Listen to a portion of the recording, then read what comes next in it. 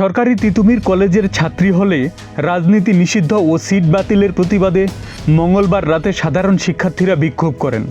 ছাত্রী হলে ছাত্রদলের কমিটি গঠন ও এর বিরোধিতাকারী 3 ছাত্রীর সিট বাতিলের পর এই উত্তেজনা শুরু হয়। বিক্ষোভকারীরা হলের তালা ভেঙে ক্যাম্পাসে বেরিয়ে আসেন এবং আবাসিক হলে রাজনীতি বন্ধের দাবি জানান।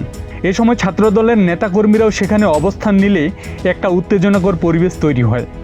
বিক্ষোভরত ছাত্রীদের লক্ষ্য করে ছাত্রদলের নেতাকর্মীদের অশালীন মন্তব্য করতেও দেখা গেছে এই সময়। তারই প্রেক্ষিতে আজকে পদত্যাগ করলেন সুফিয়া কামাল হল ছাত্রদলের সাবেক সাংগঠনিক সম্পাদক নাইমা নাজনীন ও সুফিয়া কামাল হল ছাত্রদলের হল দপ্তর সম্পাদক শিখা আক্তার। তাদের সাথে পদত্যাগ করেছেন আরও অনেকেই। পদত্যাগ নিয়ে শিখা আক্তার বলেন, আমি একজন সাধারণ শিক্ষার্থী, আমার রাজনীতির সাথে কোনো সম্পর্ক নাই।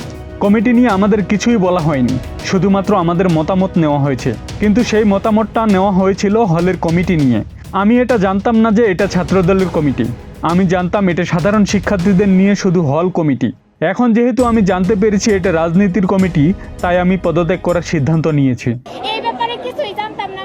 ছাত্রদলের হল কমিটি থেকে পদত্যাগ করা আরেক শিক্ষার্থী সুফিয়া কামাল হল ছাত্রদলের সাবেক সাংগঠনিক সম্পাদক নাইমা নাজনীন বলেন, আমাদের হলে কেউ রাজনীতি চায় না, হলে অরাজকতা তৈরি হোক এটা কেউ চায় না, তাই আমি নিজ ইচ্ছায় পদত্যাগ করছি।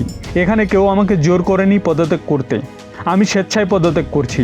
অনেকে অভিযোগ করেছে আমাদের মানসিক নির্যাতন করে জোর করে পদত্যাগ করাচ্ছে। এই অভিযোগ সঠিক নয়।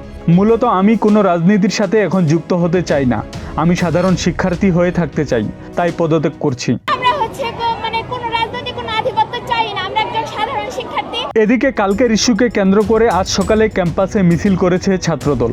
তাদের অভিযোগ, সাধারণ শিক্ষার্থীদের এই আন্দোলন জামাত শিবির শেল্টার দিচ্ছে। তবে সাধারণ শিক্ষার্থীদের দাবি, ক্যাম্পাসে যে যার মতো রাজনীতি করুক, সমস্যা নাই, কিন্তু হলে যেন রাজনৈতিক কমিটি না দেওয়া হয়। আব্দুল সালাম, প্রজন্ম 24।